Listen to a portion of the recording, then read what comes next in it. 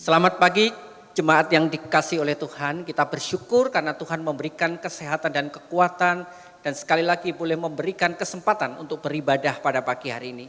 Karena itu dengarkanlah panggilan firman Tuhan yang menolong kita untuk memasuki ibadah pada pagi hari ini. Marilah kita bersorak-sorai untuk Tuhan, bersorak-sorai bagi gunung batu keselamatan kita. Biarlah kita menghadap wajahnya dengan nyanyian syukur, bersorak-sorak baginya dengan nyanyian mazmur. Sebab Tuhan adalah Allah yang besar dan Raja yang besar mengatasi segala Allah. Ibadah pada pagi hari ini akan kita mulai dengan pertolongan dari Allah Raja segala Raja yang layak untuk dipuji dan disembah. Turunlah kiranya atas kita sekalian anugerah, berkat dan damai sejahtera dari Allah Bapa, Allah Putra dan Allah Roh Kudus. Amin.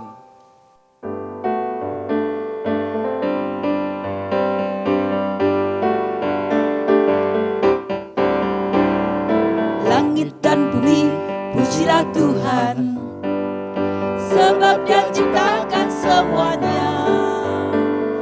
Keagungannya mengatasi langit bumi, sembah sujud di hadapannya. Langit dan bumi, pujilah Tuhan, sebab Dia ciptakan semuanya. Keagungannya mengatasi langit bumi, sembah sujud di hadapannya. Ku puji, ku sembah, ku puji, ku sembah Yesus Kristus Sang Penebusku. Ku puji, ku sembah, ku puji, ku sembah Yesus Tuhan dan Rajaku. Ku puji, ku sembah, ku puji, ku sembah Yesus Kristus Sang Penebusku. Ku puji, ku sembah, ku puji, ku sembah Yesus Tuhan dan Rajaku. Haleluya, amin. Haleluya, amin. Haleluya, amin. Haleluya, amin. Allah Sang Pencipta langit, bumi, alam semesta dan segala isinya membentuk setiap kita untuk menggenapi kehendak-Nya. Namun kita perlu mengakui bahwa kita sering gagal. Kita bukannya mencari dan mengerjakan kehendak-Nya. Kita sibuk dengan memuaskan ego dan keinginan daging kita. Mari kita datang pada Tuhan dalam pengakuan dosa. Kita berdoa secara pribadi.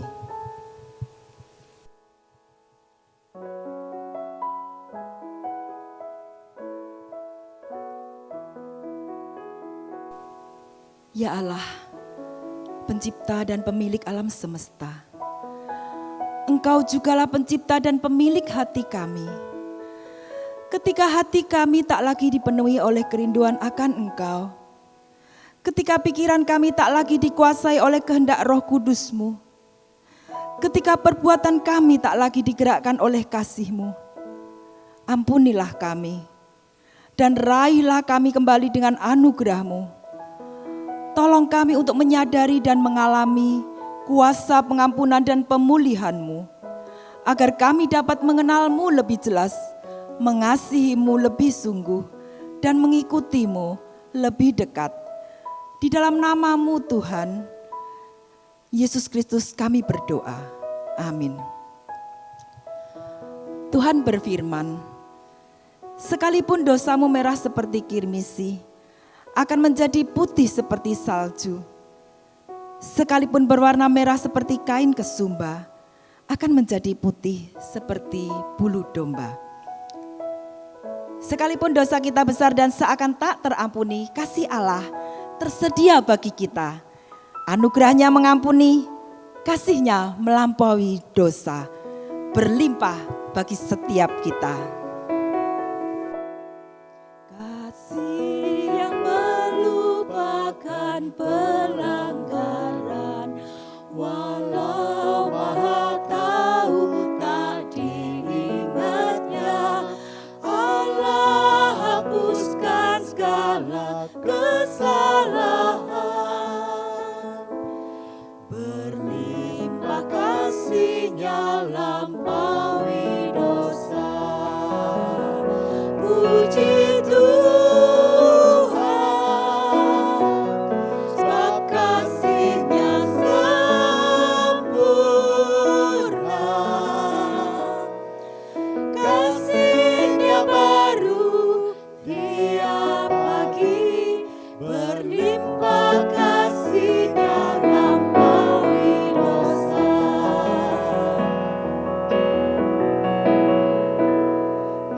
Allah sabar saat kita tersesat, lembut Sang Bapa panggil pulang kita, disambutnya yang lelah dan yang jahat, berlimpah kasih-Nya lampaui dosa.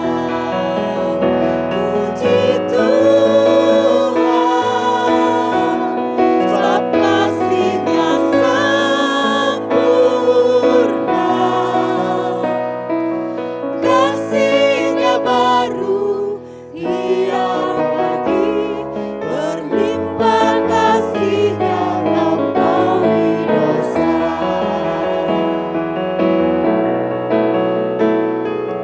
Allah curahkan kasih tanpa batas, kita diteruskan oleh darah-Nya.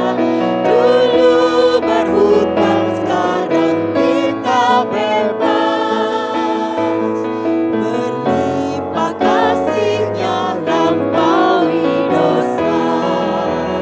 Puji Tuhan, sebab kasih-Nya sempurna. Kasih-Nya baru tiap pagi, berlimpah kasih-Nya lampaui dosa. Puji Tuhan, sebab kasih-Nya sempurna. Kasih-Nya baru tiap pagi, berlimpah kasih-Nya lampaui dosa.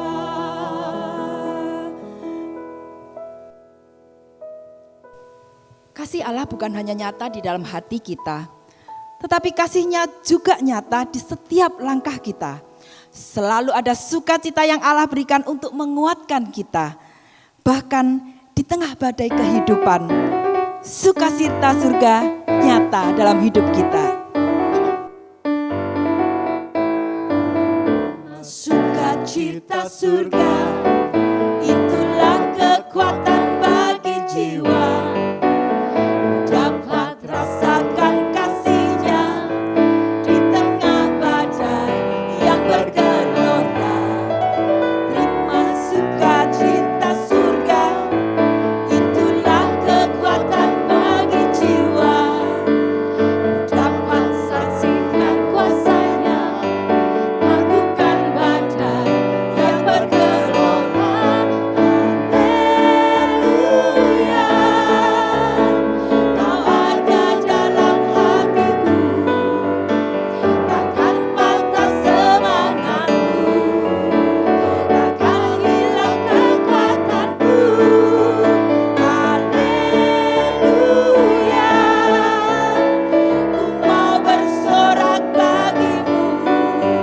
Sukacita surga nyata penuhiku.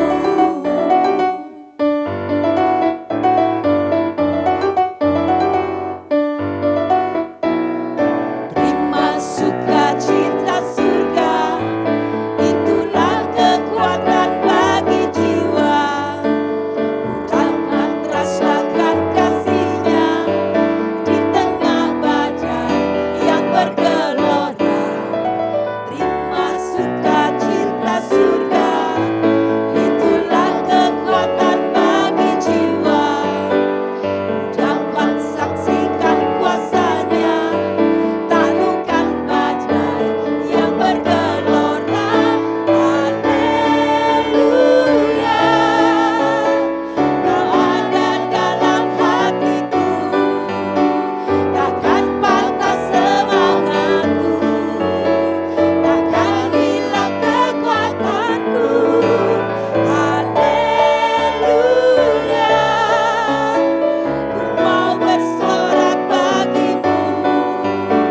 Sukacita surga nyata penuhiku. Sukacita surga nyata penuhiku. Sukacitanya memenuhi kita, pemeliharaannya melingkupi kita. Ia menjaga jiwa kita dengan anugerah-Nya. Ia menguatkan langkah kita dengan sukacitanya. Dan Ia memelihara hati kita dengan firman-Nya. Mari kita sambut penguraian firman Tuhan dengan penuh iman yang akan disampaikan oleh Pendeta Fri Suhandi.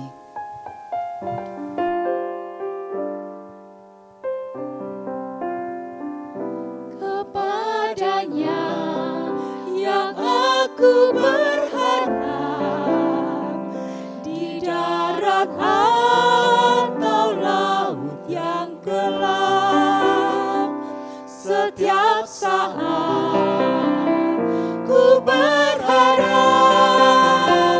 Bapa surgawi memeliharaku. Aku berharap pada Tuhanku, di darat atau lautan menderu,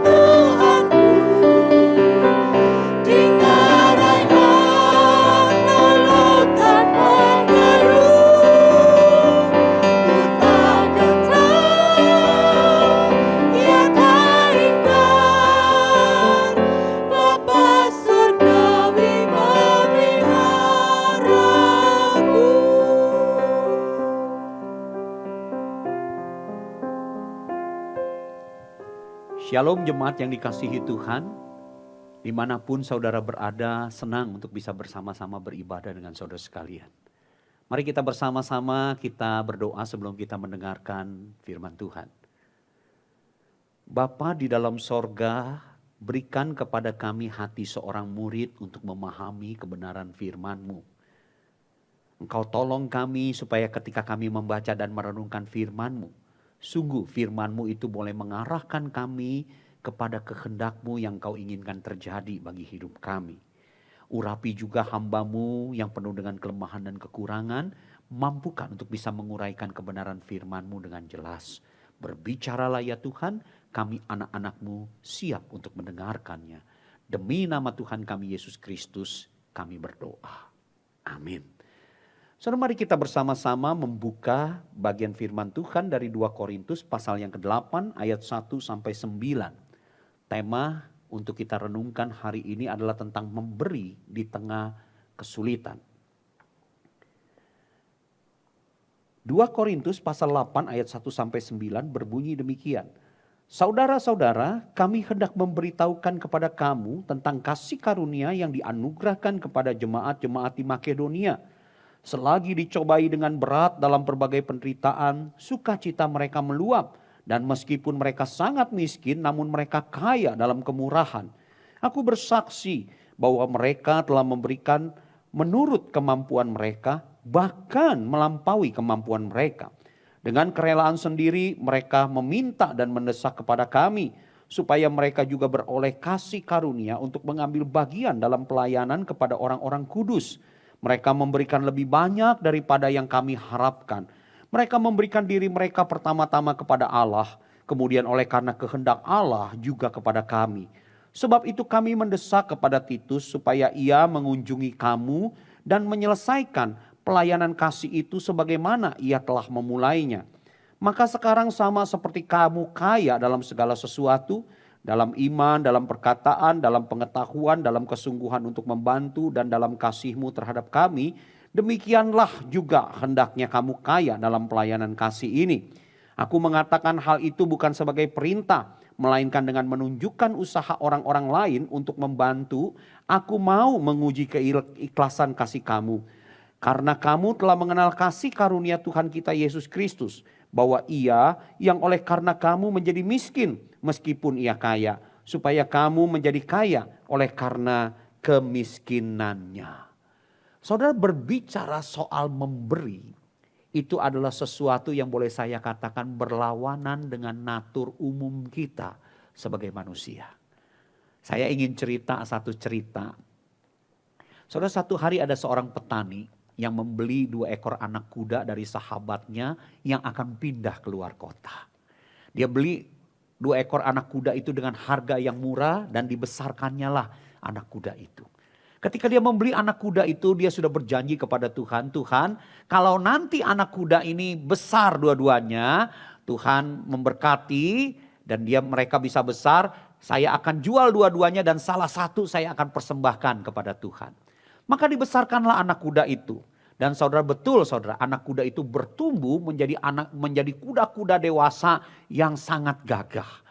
Nah saudara, ini gambar si petani dengan 2 kudanya. Katanya mirip saya petaninya saudara sekalian ya. Tetapi saudara sekalian, dia bingung mana yang akan dia persembahkan kepada Tuhan. Punya Tuhan itu yang mana? Maka satu hari dia berkata kepada Tuhan, Tuhan saya belum memutuskan nih mana yang akan saya persembahkan kepada Tuhan. Malang tidak dinyana saudara sekalian, satu hari seekor kuda itu lepas dari kandangnya. Pergi ke hutan dan kemudian hilang, tidak ditemukan di mana rimbanya. Saudara sekalian, maka si petani ini sedih saudara sekalian. Di dalam kesedihannya dia berdoa kepada Tuhan dan berkata begini, Tuhan kuda yang sebenarnya saya ingin persembahkan kepada Tuhan itu hilang. Itulah sebenarnya kuda yang ingin saya beri kepada Tuhan. Maafkan Tuhan ya, saya tidak bisa memberi lagi bagi Tuhan. Ya saudara, Tuhan itu maha pemurah. Doa seperti itu pun didengarnya. Tapi apa yang terjadi saudara sekalian? 5 hari kemudian kuda ini kembali ke kandangnya dan membawa 5 ekor kuda lainnya yang liar dari hutan masuk ke dalam kandang itu. Wah saudara, si petani ini sangat senang saudara. Nah kalau sudah seperti itu, jadi berapa yang harus dipersembahkan kepada Tuhan? 1 atau 6 ekor. Si petani itu berdoa lagi kepada Tuhan. Tuhan, kuda milik Tuhan sudah pulang. Itu saya akan persembahkan kepada Tuhan. Dan terima kasih buat kiriman berkatnya yang 5 lagi. Tuhan masukkan ke dalam kandang saya. Tuhan memang itu ajaib. Saudara sekalian, itu manusia. Ini memang cerita. Tetapi seringkali mewakilkan keadaan kita. Sebagai manusia, saudara, harus diakui kita lebih pandai untuk mendapat. Kita lebih senang untuk mendapat daripada untuk melepas. Kita juga lebih senang untuk bisa menerima daripada untuk memberi. Oh saudara, ketika kita ada ke dalam kelimpahan saja pun terkadang secara umum memberi itu juga menjadi satu kesulitan tersendiri bagi kita. Apalagi kalau berbicara tentang memberi di tengah-tengah kesulitan hidup yang sedang menghimpit. Oh, itu adalah sesuatu yang mustahil secara rumus umum kemanusiaan kita. Tetapi saudara sekalian, rumus umum ini tidak berlaku ternyata bagi jemaat Makedonia. Bagian yang kita baca menjelaskan kesaksian Rasul Paulus tentang mereka. Bahwa mereka adalah salah satu jemaat yang sungguh memiliki kualitas pemberian yang luar biasa di mata Tuhan. Kenapa saudara sekalian? Kalau kita memperhatikan nats yang kita baca, sesungguhnya nats yang kita baca ini adalah satu tulisan Rasul Paulus kepada jemaat Korintus. Satu jemaat yang sudah berjanji kepada Rasul Paulus untuk memberikan bantuan pelayanan kasih bagi orang-orang kudus yang ada di Yerusalem dan Yudea yang sedang mengalami kesulitan. Yang sedang mengalami kesusahan karena aniaya dan penderitaan yang mereka alami. Jemaat Korintus ini sesungguhnya adalah jemaat yang kaya akan segala sesuatu. Bahkan dikatakan mereka itu adalah orang-orang yang kaya di dalam kemurahan, kaya di dalam segala sesuatu yang luar biasa dalam hidup mereka. Mereka dikatakan di dalam bagian Alkitab bahwa mereka itu adalah orang-orang yang kaya di dalam iman, dalam perkataan, dalam pengetahuan, dalam kesungguhan untuk membantu dan dalam kasih mereka terhadap Rasul Paulus dan timnya. Tetapi saudara sekalian, mereka masih menunda bantuan itu.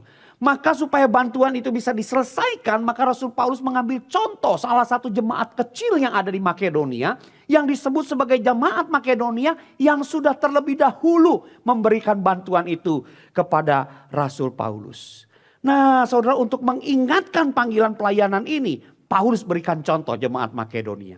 Dikatakan bahwa jemaat Makedonia ini adalah jemaat yang kecil, tetapi mereka tidak seperti jemaat yang ada di Korintus. Mereka menjadi jemaat, saudara sekalian, yang boleh dikatakan oleh Rasul Paulus yang bergerak, bukan hanya tergerak. Jemaat di Korintus punya hati yang tergerak, ingin untuk memberi, tapi masih menundanya. Namun jemaat yang ada di Makedonia, ketika mereka mendengar tentang pelayanan itu, mereka langsung bergerak, bukan hanya tergerak. Rasul Paulus mengatakan bahwa mereka di situ mereka memberi kepada Rasul Paulus dengan penuh pengorbanan. Bahkan Rasul Paulus bersaksi, dikatakan bahwa jemaat ini memberikan menurut kemampuan mereka, bahkan melampaui kemampuan mereka. Mereka juga menjadi jemaat yang memberi, dikatakan dengan penuh kerelaan. Dikatakan oleh Rasul Paulus, mereka meminta kepada Paulus supaya beroleh kasih karunia untuk berbagian dalam pelayanan tersebut. Bahkan juga mereka dikatakan sebagai jemaat yang memberi dengan penuh semangat. Mereka mendesak kepada Rasul Paulus supaya bisa beroleh kasih karunia untuk berbagian dalam pelayanan tersebut. Saudara, itu jemaat Makedonia. Yang lebih dahsyat lagi saudara, Rasul Paulus menyaksikan bahwa kualitas pemberian seperti ini bukan terjadi karena jemaat Makedonia adalah jemaat yang lebih kaya daripada jemaat yang ada di Korintus. Oh saudara sekalian, kondisi jemaat Makedonia itu jemaat yang sangat susah. Boleh dikatakan sangat kontras antara keadaan jasmani mereka dengan keadaan rohani mereka. Rasul Paulus mengatakan begini saudara sekalian, bahwa jemaat Makedonia itu ada di dalam berbagai penderitaan, di dalam berbagai kesusahan. Namun sekalipun mereka menderita, mereka susah, sukacita mereka di dalam Tuhan itu meluap. Maka dengan sukacita yang meluap itu mereka tetap ingin berbagian di dalam pelayanan kasih bagi orang-orang di Yerusalem yang sedang mengalami kesusahan dan aniaya. Bukan hanya itu, Rasul Paulus juga menyaksikan bahwa mereka di dalam kondisi keuangan dikatakan sebagai orang yang sangat miskin. Terjemahan harafiahnya saudara dikatakan melarat yang amat sangat. Namun kata Rasul Paulus, sekalipun kondisi mereka seperti itu, mereka itu kaya di dalam kemurahan. Makanya saudara sekalian di dalam kondisi miskin mereka dengan apa yang ada mereka ingin berbagi. Sampai Rasul Paulus mengatakan mereka bukan hanya memberi sesuai dengan kemampuan mereka. Tapi mereka memberi melampaui kemampuan mereka. Oh saudara sekalian, itulah tindakan berbagi hidup yang berkualitas. Saudara, tindakan berbagi hidup yang berkualitas bagi pekerjaan Tuhan. Itu hanya dapat mengalir dari hidup seorang yang berhati kaya dalam kemurahan Allah. Sekalipun hidupnya mungkin berselimut kemiskinan jasmania. Bukan dari hidup seorang yang bergelimang kekayaan jasmania, namun berhati miskin dalam kemurahan Allah. Jadi saudara sekalian, kita bisa menilai. Kita bisa menilai bahwa betapa amat miskinnya kualitas hidup rohani seseorang. Jikalau di dalam kesuksesan dan kekayaannya, ia tidak dapat menjadi seorang jemaat Tuhan yang berdampak luas bagi sesamanya demi untuk Tuhan. Saudara, betapa miskinnya kualitas rohani seseorang jika demikian. Maka itu saudara, saya setuju dengan sebuah kalimat bijak yang pernah saya baca yang mengatakan begini saudara sekalian. Aku memberi ketika aku merasa kaya. Dan aku merasa kaya ketika aku memberi. Karena itu orang terkaya di dunia ini sesungguhnya adalah mereka yang mampu memberi di dalam kemiskinannya. Saudara, kalau hal itu kita setuju, kita lihat di dalam Alkitab ada di dalam diri jemaat Makedonia. Oh saudara, jemaat Makedonia ini adalah jemaat Tuhan yang hidupnya kaya dalam pandangan Tuhan. Saudara, dikatakan bahwa mereka penuh berbagai penderitaan. Namun hati mereka meluap dengan sukacita. Mereka itu melarat dengan amat sangat. Namun mereka kaya dalam kemurahan. Saudara, kalau hari ini Tuhan menilai kita, apa yang Tuhan temukan di dalam diri kita? Jemaat seperti apakah kita itu? Saudara, jangan sampai saudara sekalian kita ditemukan Tuhan sebagai jemaat yang justru terbalik daripada karakter jemaat Makedonia ini. Kita ditemukan Tuhan sebagai jemaat yang penuh dengan kelancaran hidup, namun kering dengan sukacita hidup. Ditemukan sangat kaya, namun miskin dalam kemurahan. Dan yang lebih celaka lagi saudara sekalian, kita ditemukan Tuhan bukan menjadi jemaat yang mampu dan berani memberi melampaui kemampuan bagi pekerjaan Tuhan. Tapi justru ditemukan Tuhan sebagai jemaat yang berani belanja melampaui kemampuannya. Sehingga sampai hutang kredit card di mana-mana. Jangan sampai seperti demikian saudara sekalian. Belajar dari jemaat Makedonia. Belajar dari jemaat ini. Yang ketika di dalam kondisi miskin pun mereka tetap bisa berbagi. Memberi di tengah kesulitan. Apalagi saudara, kalau hidup kita saat ini lancar, kaya. Sudah seharusnya saudara sekalian, kita semakin berkobar bagi Tuhan. Dan rindu menjadi pelayan Tuhan yang semakin berdampak luas bagi dunia milik Tuhan ini yang sering terluka. Saudara, sesungguhnya saya mau katakan, kekayaan hidup kita di hadapan Tuhan memang saudara sekalian bukan dinilai dari seberapa banyak hal yang dapat kita miliki, yang dapat kita kumpulkan. Tetapi dinilai dari seberapa banyak milik yang berani kita persembahkan. Itulah yang ada di dalam diri jemaat Makedonia. Kondisinya boleh miskin, melarat amat sangat. Tapi mereka melimpah dengan sukacita. Sehingga mereka mampu memberi di tengah kesulitan mereka melampaui kemampuan mereka. Wow, luar biasa saudara sekalian. Kok bisa ya? Saya berpikir apa sih rahasianya? Sampai jemaat Makedonia itu bisa seperti itu saudara sekalian. Alkitab memberikan penjelasan, Paulus memberikan kesaksian saudara sekalian. Saya melihat ada dua hal yang membuat mereka bisa seperti itu minimal saudara sekalian. Yang pertama saudara sekalian, saya temukan bahwa mereka adalah jemaat yang hatinya itu terpikat oleh kebesaran anugerah Allah. Saudara, di dalam ayat yang pertama itu dikatakan bahwa Paulus bersaksi tentang bahwa Saudara-saudara, kami hendak memberitahukan kepada kamu tentang kasih karunia yang dianugerahkan kepada jemaat di Makedonia. Saudara, ada sebuah kata yang disebut sebagai dianugerahkan kepada jemaat Makedonia. Berarti saudara, kalau itu ada satu anugerah kepada jemaat Makedonia, artinya ada satu intervensi Allah di dalam anugerahnya yang telah mereka terima lebih dahulu sebelum mereka mampu melakukan demikian. Intervensi anugerah Allah inilah saudara sekalian yang membuat mereka itu mampu melihat hal-hal besar yang bersifat rohani yang tidak mungkin dapat dilihat oleh orang-orang yang berada di luar anugerah Allah tersebut. Intervensi Allah ini, anugerah Allah inilah yang membuat hati mereka itu terikat kepada kebesaran kasih karunia Allah yang ada di dalam pengorbanan Kristus yang telah mereka terima. Kasih karunia Allah yang memikat hati jemaat Makedonia itu adalah seperti nasihat yang Paulus sampaikan kepada jemaat Korintus.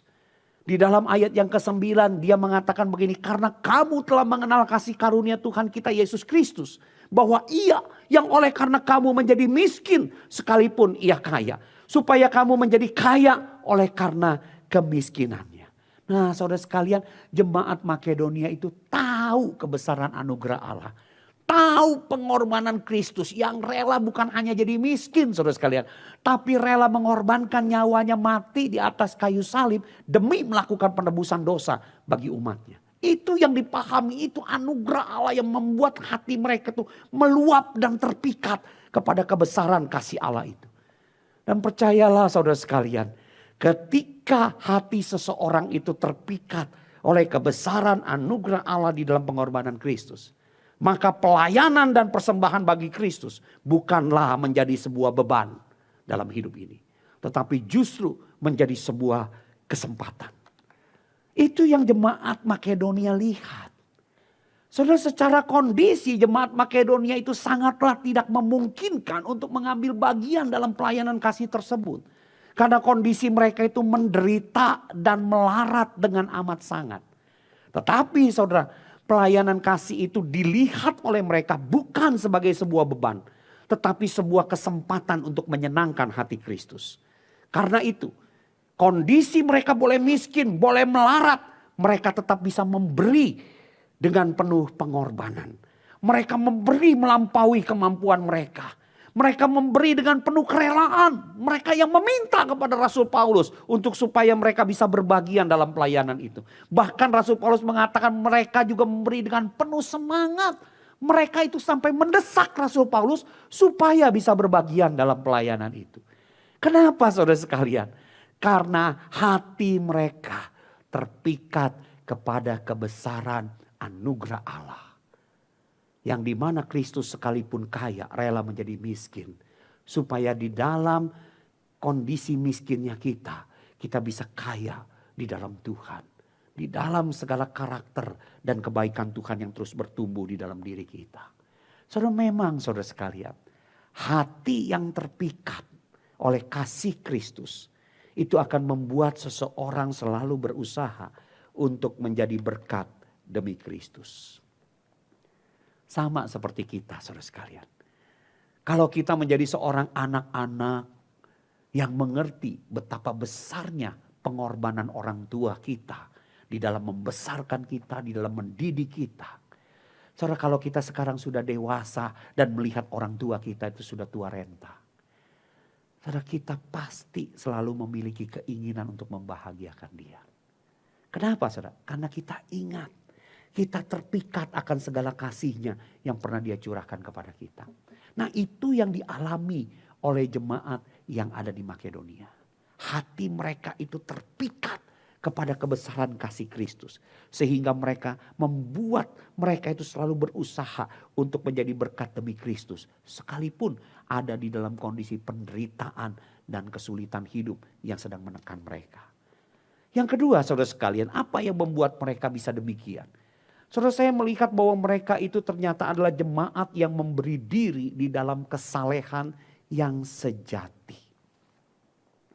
2 Korintus 8 ayat 5 itu menunjukkan bahwa jemaat Makedonia itu memberi lebih banyak daripada yang diharapkan oleh Rasul Paulus sebagai respon terhadap anugerah Allah yang mereka terima. Yaitu apa? Karena apa?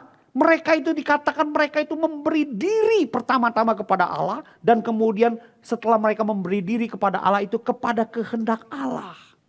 Saudara, inilah yang disebut sebagai kesalehan sejati dalam kedewasaan rohani.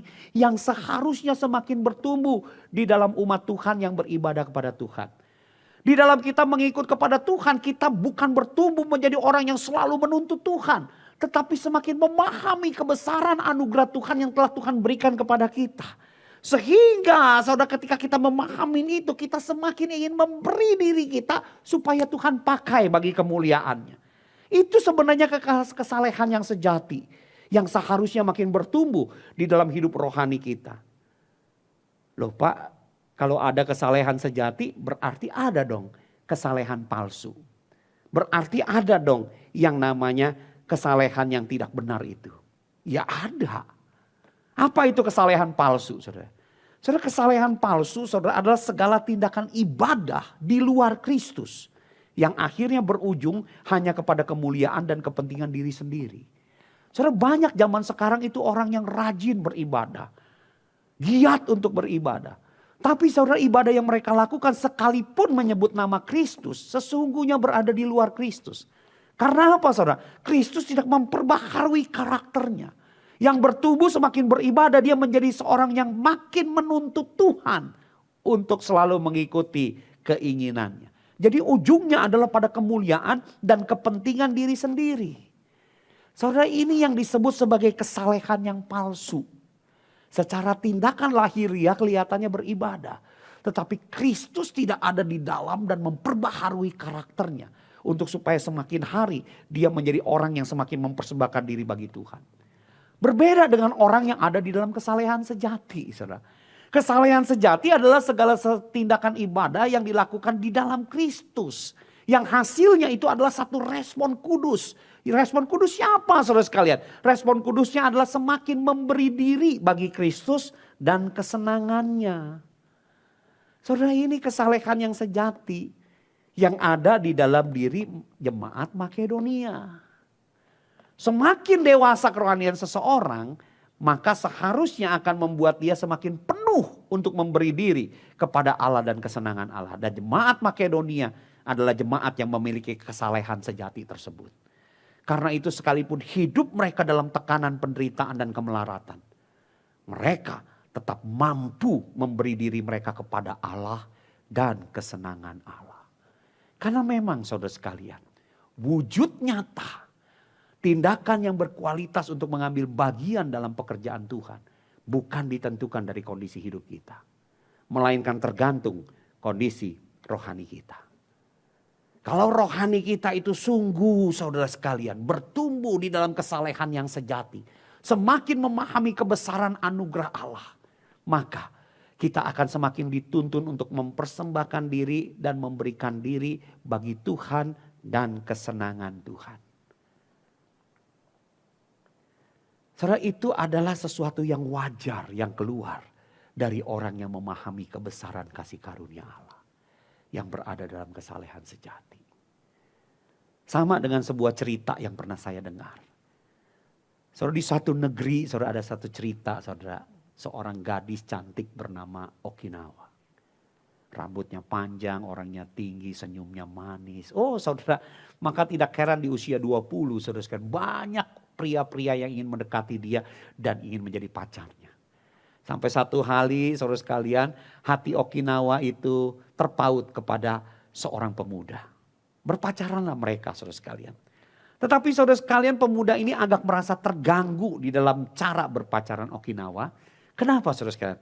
Karena Okinawa ini lebih sering memberikan waktunya justru untuk menemani ibunya.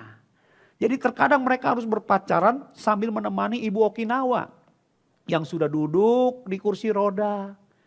Yang tatapan matanya kosong. Kenapa saudara sekalian? Karena dia bukan hanya lumpuh tetapi juga mengalami Alzheimer. Yang pada saat itu juga mungkin sudah tidak mengingat lagi Okinawa itu sebagai putrinya. Putri satu-satunya. Maka saudara sekalian, di dalam kondisi berpacaran dengan cara seperti demikian, si pria ini satu kali saudara sekalian komplain ketika dia sudah pacaran 2 tahun cukup panjang waktu seperti itu. Dia berkata, Okinawa, kenapa sih kamu itu kok lebih banyak menghabiskan waktu untuk mamamu yang sudah tidak mengingat kamu lagi karena Alzheimer-nya. Kenapa sih kamu tidak berikan saja, gunakan waktumu lebih banyak untuk hidupmu dan kemudian berikan mamamu ini kepada suster yang menjaganya. Karena kan pamanmu ini juga sekarang ekonominya sudah sangat bagus dan mau merawat mamamu dengan menyediakan seorang perawat. Kenapa kamu yang selalu repot-repot mau menemani mamamu untuk waktu yang lama dan bahkan dengan apa yang kamu dapatkan dari kerja sambilanmu, kamu banyak memberikan dan menghabiskan uangmu untuk mama. Saudara, ditanya pertanyaan yang seperti itu, Okinawa berkata kepada pacarnya, aku ingin cerita satu hal ya untuk kamu. Dulu satu waktu ketika aku masih kecil, masih usia 6 tahun. Desa kami itu terjadi sebuah pertempuran. Saya tidak tahu karena apa. Waktu itu sesungguhnya saya sudah tidak memiliki papa karena ketika usia saya 4 tahun, papa sudah meninggal dunia. Saya hidup bersama mama, saat itu saya sudah usia 6 tahun. Saya tidak tahu, yang saya tahu saya bersama dengan mama ditarik lari masuk ke hutan. Dan ketika kami pagi-pagi kami ditampung di satu tempat. Tempat itu cukup luas, tapi untuk menjaga keamanan kami itu dipagar dengan pagar yang tinggi. Ada orang-orang penduduk desa yang ada di dekat penampungan kami seringkali ingin memberikan bantuan makanan kepada kami. Karena makanan yang diberikan untuk kami dari satu kelompok yang mengkarantina kami itu sangatlah kurang. Mereka tidak bisa masuk ke tempat kami. Jadi seringkali ketika mereka ingin memberikan makanan, mereka memberikan mantau-mantau itu dengan cara dilemparkan melewati pagar yang memagari kami. Saya masih ingat ketika mantau itu dilempar berserakan. Oh, kami berebutan untuk segera mengambil mantau itu. Bersyukur bagi mereka yang masih memiliki kakak laki-laki, masih memiliki papa. Mereka bisa mendapatkan mantau-mantau yang jatuh di tempat yang baik. Tapi mama saya hanya bisa mendapatkan mantau-mantau yang sudah jatuh di tempat yang kotor. Dikumpulkannya itu, dibawa pulang. Saya masih ingat. Ketika ingin makan, saya selalu diberikan mantau yang kulitnya itu sudah dicopot-copot sama mama. Dan diberikan makanan itu sambil mama berkata, Okinawa, makan ya. Makan yang banyak supaya tubuhmu sehat. Wah, saya makan itu karena rasa lapar yang menggerogoti. Tapi ada satu hal yang aneh. Setiap kali saya mengajak mama untuk makan bersama, mama selalu menolak. Dan dia berkata, Okinawa kamu makan dulu. Mama masih kenyang. Dan setiap kali mama mau makan, ketika saya memperhatikan dia aneh. Dia selalu makan dengan membalikkan badan. Tidak mau untuk saya lihat. Dan kemudian dia makan dengan cara seperti itu. Saya sebagai seorang anak kecil, kata Okinawa, terkadang rasa ingin tahu itu mendorong saya untuk bertindak. Pernah satu kali ketika mama membalikkan badannya untuk makan. Saya mengintip dari belakang. Kamu tahu apa yang saya lihat? Saat itu saya melihat mama saya memakan kulit mantau yang bercampur kotoran yang dia pisahkan. Yang dimana isinya itu dia berikan kepada saya. Hati saya sakit. Tapi ketika saya melihat itu sambil menangis saya berkata, Tuhan, saya bersyukur. Saya dilahirkan 2 kali oleh ibu yang sama. Satu kali ketika ibu melahirkan saya dengan meregang nyawa antara hidup dan mati. Kedua kali saya dilahirkan kembali oleh ibu yang sama. Ketika saya melihat dia memakan kulit mantau yang bercampur dengan kotoran demi untuk memberikan yang baik buat saya. Saya Okinawa dilahirkan 2 kali oleh ibu yang sama. Itulah mengapa sekarang selama mama masih bernafas, aku selalu ingin memberikan kesenangan baginya. Sekalipun mungkin sekarang dia sudah tidak mengenali lagi aku sebagai putrinya. Kiranya engkau bisa memahami. Saudara, kalau hati kita itu terpikat kepada kasih yang besar dari pengorbanan seseorang, kita akan selalu berusaha untuk hidup bagi orang itu dan kesenangannya. Saudara, bukankah kita juga sama di hadapan Tuhan seperti itu? Efesus pasal 2 ayat 10 mengatakan kepada kita bahwa kita ini buatan Allah. Diciptakan dalam Kristus Yesus untuk melakukan pekerjaan baik yang telah Allah sediakan sebelumnya. Dan Allah senang kalau kita ada di dalamnya. Jadi saudara, ayat ini berkata sama, saudara, engkau dan saya adalah ciptaan Allah yang diciptakan 2 kali oleh Allah yang sama. Pertama, ketika Allah membentuk kita di dalam rahim ibu kita. Kita bertumbuh menjadi orang yang terhilang di dalam dosa ini. Tetapi Allah tidak berhenti kemudian melahirkan kita kembali di dalam karya Kristus yang mati di atas kayu salib.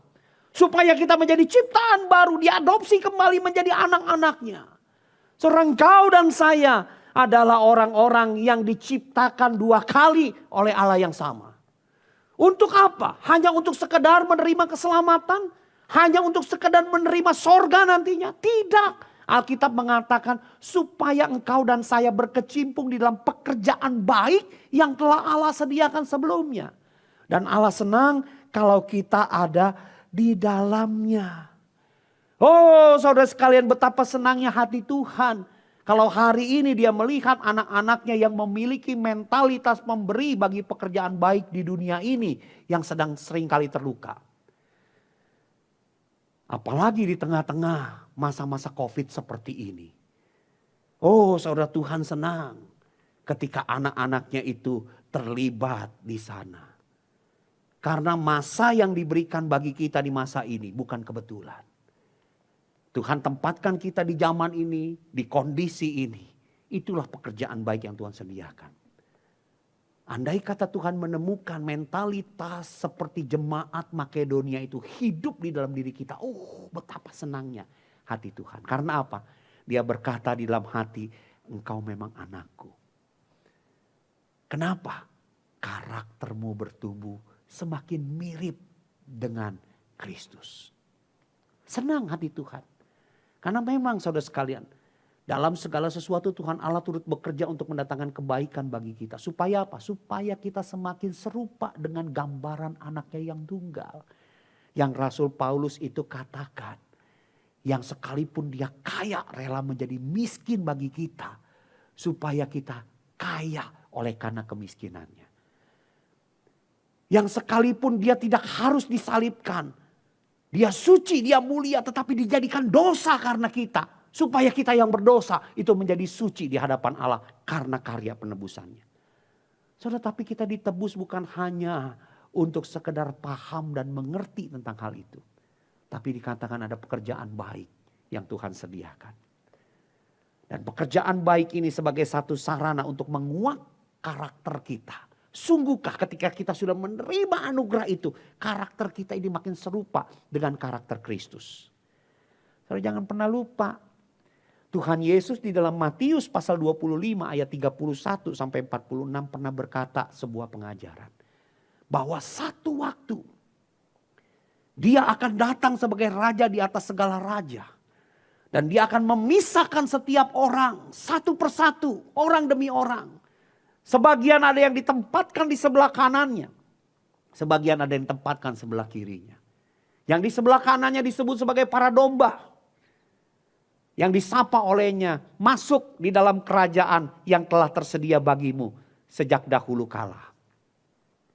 Dan para domba ini ketika dipuji untuk masuk, mereka bertanya, Tuhan, kenapa kami boleh masuk? Kenapa kami boleh disebut sebagai para domba di hadapanmu?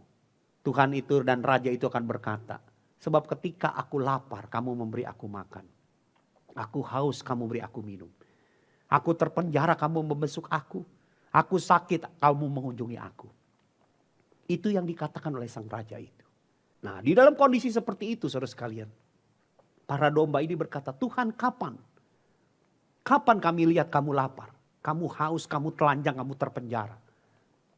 Sang raja itu berkata, ketika kamu melakukan sesuatu bagi salah seorang yang paling hina dari saudaraku, kamu melakukannya untuk aku. Saudara, itu yang ditemukan oleh para domba.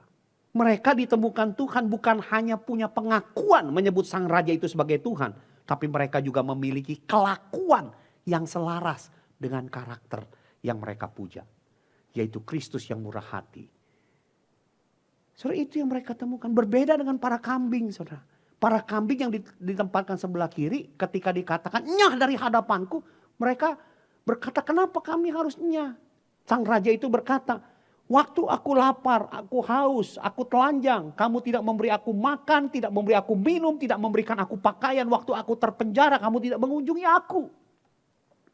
Sang domba ini masih menyebut sebuah perkataan yang luar biasa. Tuhan, jadi sama-sama memiliki pengakuan tuh. Tuhan, kapan kami melihat engkau lapar, haus dan telanjang? Dan sang raja itu berkata, ketika engkau tidak melakukan sesuatu bagi seorang saudaraku yang paling hina, kamu tidak melakukannya untuk aku.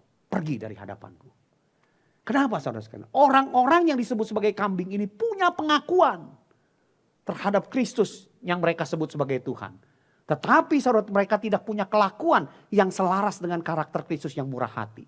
Waktu melihat ada orang yang lapar, haus, telanjang, mereka tidak memberi makan, mereka tidak memberi minum, mereka tidak memberi pakaian.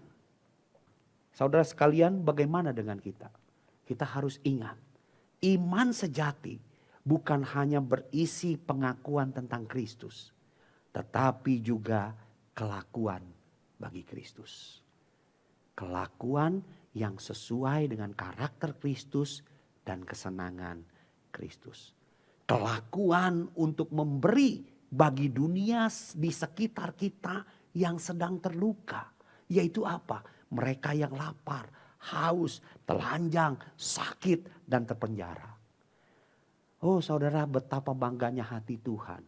Apalagi kalau ditemukan jika pemberian itu dilakukan bukan di dalam kelancaran hidup, tetapi juga di dalam kesulitan hidup yang sedang menyelimuti kita.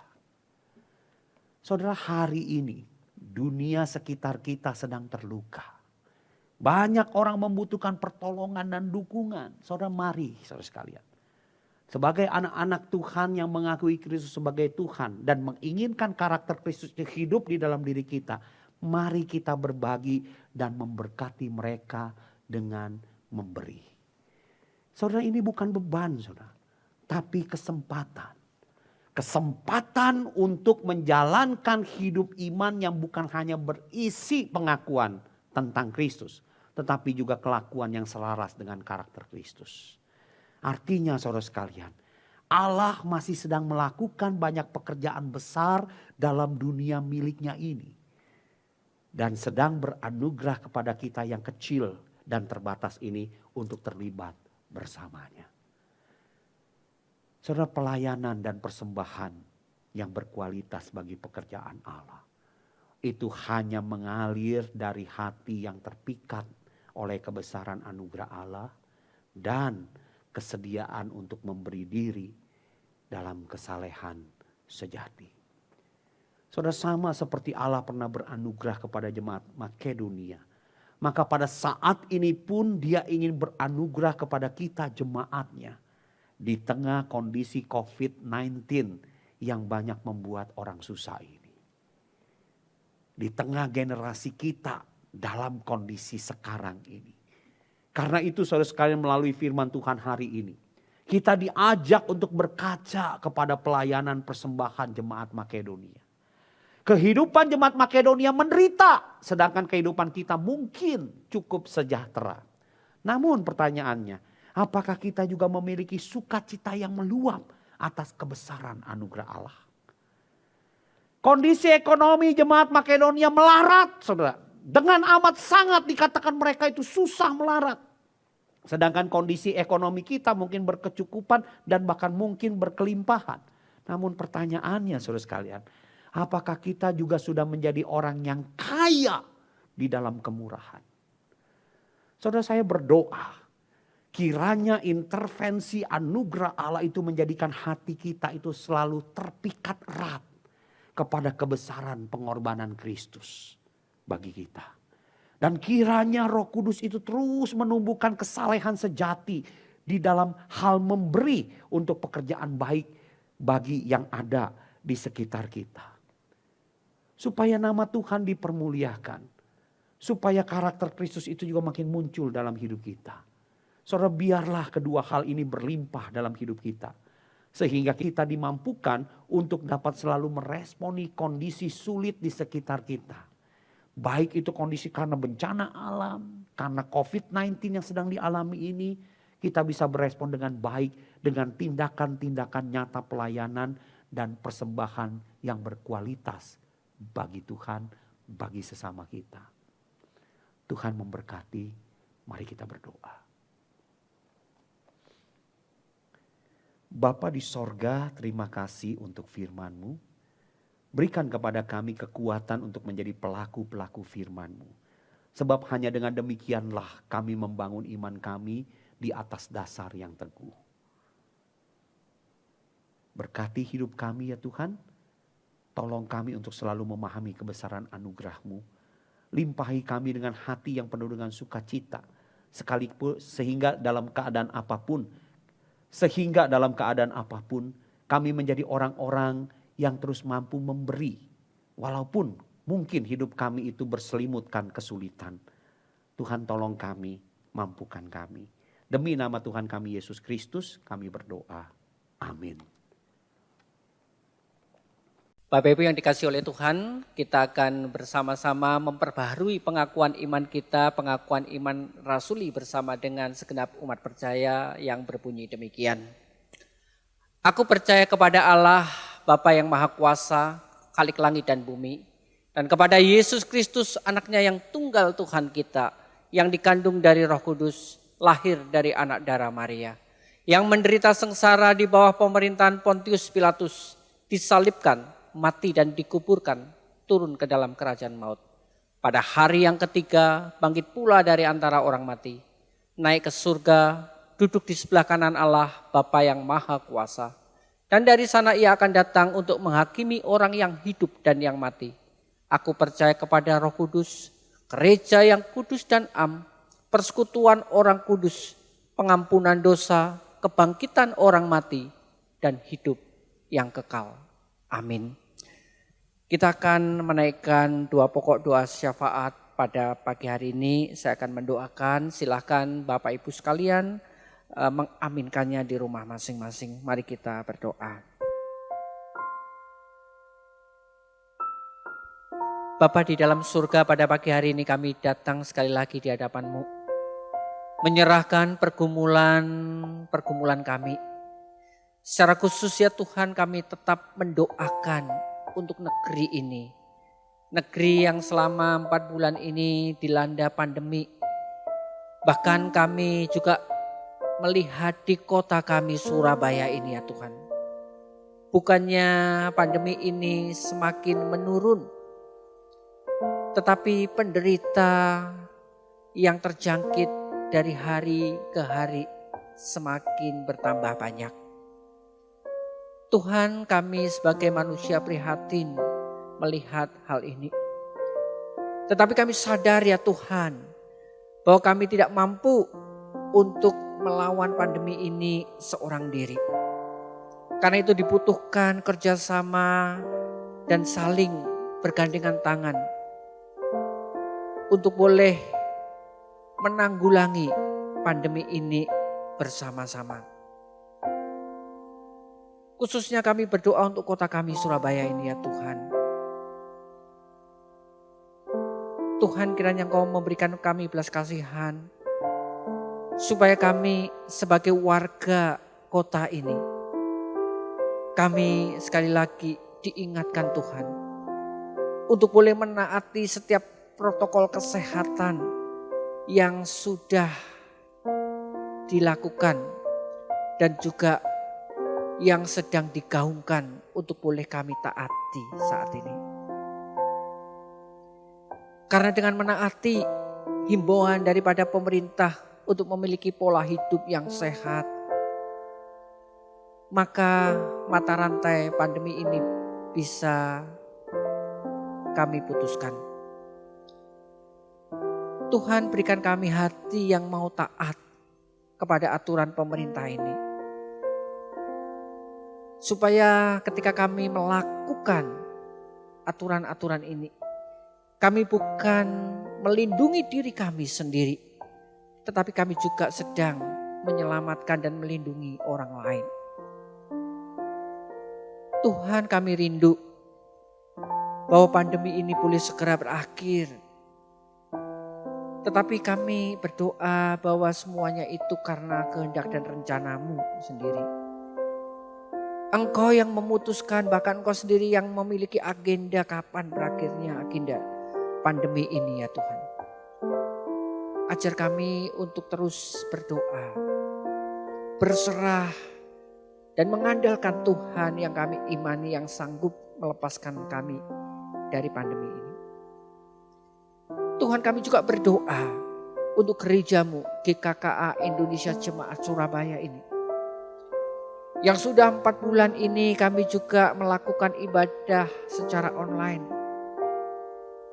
Kami sadar ya Tuhan bahwa apa yang kami lakukan mungkin belum terlalu optimal di dalam ibadah online yang selama ini kami ikuti. Kami tidak terbiasa. Kami merasa canggung dan kami tidak mendapatkan apa-apa. Tetapi ajar kami ya Tuhan mengimani bahwa Engkau adalah Allah yang maha hadir di rumah kami masing-masing. Engkau juga melihat isi hati kami yang mau datang dan beribadah menyembah Tuhan, Allah kami yang hidup itu. Sehingga kami ya Tuhan boleh diberkati walaupun kami beribadah di rumah kami pribadi lepas pribadi.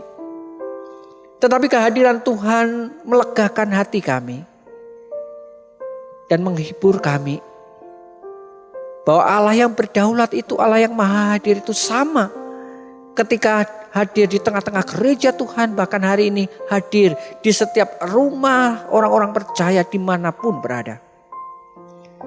Karena itu ajar kami Tuhan untuk boleh membiasakan diri, menikmati ibadah dengan suasana yang baru ini. Terima kasih ya Tuhan.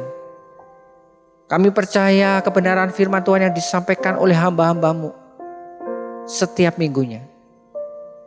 Itu boleh meneguhkan iman kami. Memberikan pertumbuhan iman kami sehingga berbuah dan menyenangkan hati Tuhan.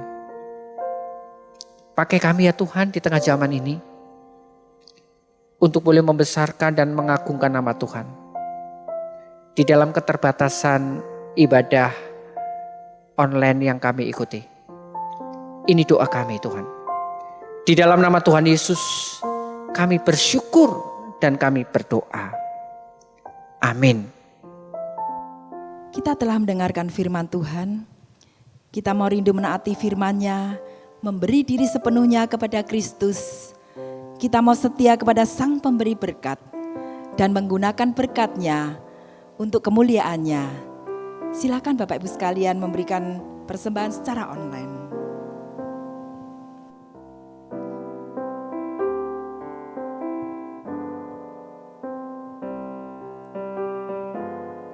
Ku memilih Yesus bukan harta, dan Dia milikku melebihi semua. Ku memilih Yesus bukan ladang, biar tangannya yang menuntunku.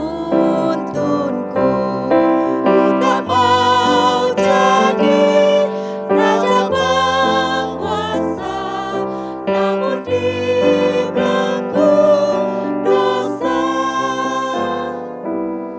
Ku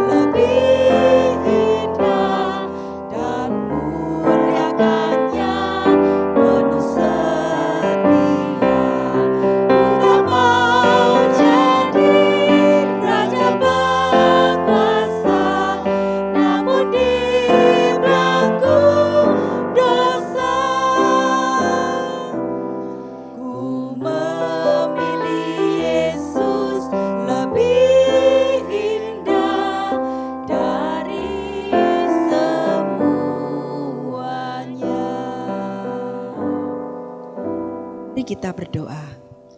Tuhan, terima kasih Engkau mengasihi kami. Walaupun dalam kondisi yang seperti ini, tetapi kami masih diberi kesempatan untuk beribadah dengan adanya fasilitas yang Engkau berikan kepada kami. Kemajuan teknologi membuat kami tetap bisa beribadah walaupun di rumah masing-masing. Terima kasih Tuhan. Pagi hari ini kami memberikan persembahan kami kepadamu. Mohon Kau sucikan supaya persembahan ini dapat dipakai untuk kemuliaan bagi nama-Mu saja. Terima kasih Tuhan, terpujilah nama-Mu. Dalam nama Tuhan Yesus kami berdoa. Amin.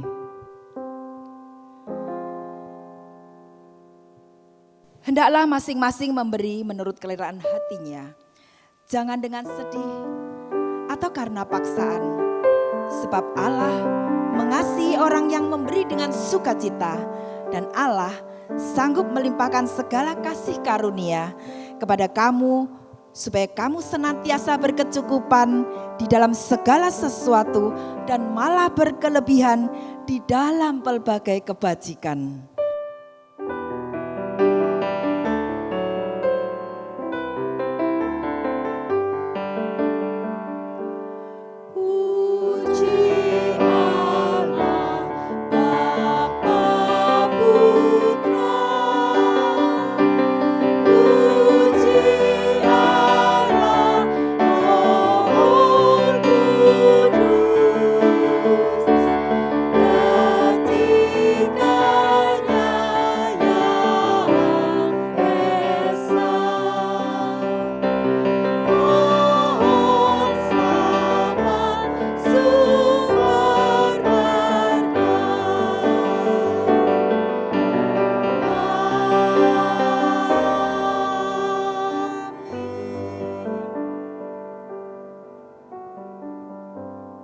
Jemaat yang dikasihi oleh Tuhan, saat ini arahkanlah dirimu di hadapan Tuhan dan terimalah berkat-Nya. Tuhan memberkati dan melindungi engkau. Tuhan menyinari engkau dengan wajah-Nya dan memberi engkau kasih karunia. Tuhan menghadapkan wajah-Nya kepadamu dan memberi engkau damai sejahtera. Mulai siang hari ini sampai Maranatha Tuhan datang kedua kali. Amin.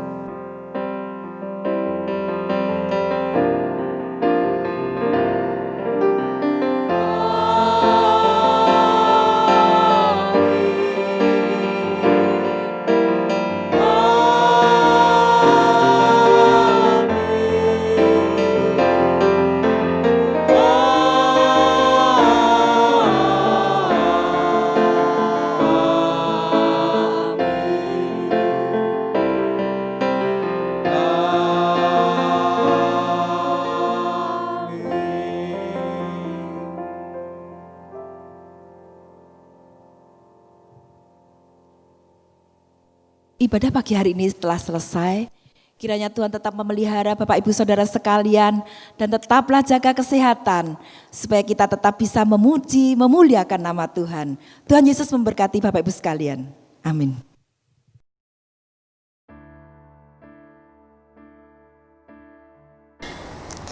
Godly Family, kita tahu bersama bahwa COVID-19 adalah penyakit virus yang telah menginfeksi puluhan ribu penduduk Indonesia dan puluhan juta penduduk dunia sampai detik ini.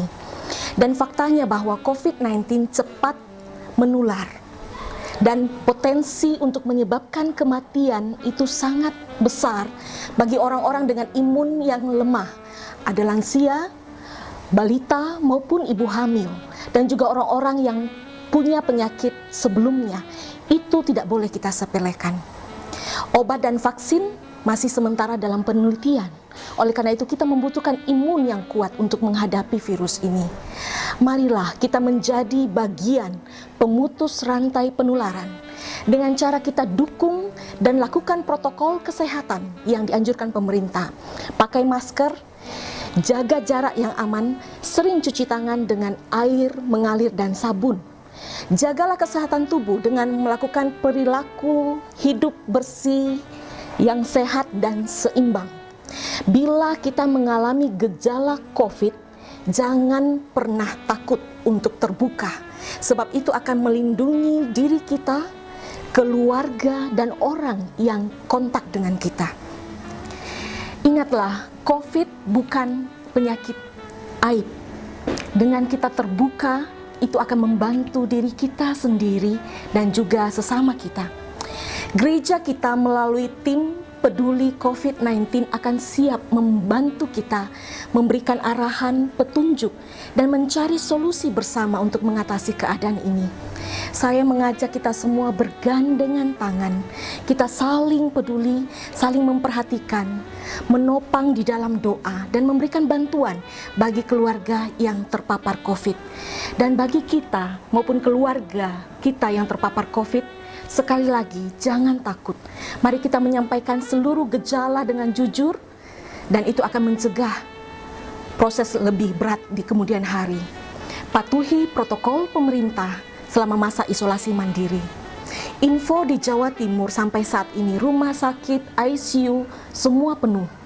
Dan rumah sakit swasta tidak semua menerima pasien COVID, dan itu juga biayanya sangat besar.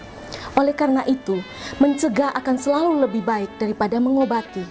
Cegah jangan sampai kita sakit, dan ketika kita sakit, kita cegah jangan sampai menjadi berat. Anda dan saya tidak kebal terhadap COVID-19. Marilah kita bersama-sama memutus mata rantai penularan COVID ini. Mulai dari diri kita sendiri, dari keluarga kita, dari komunitas kita, gereja kita.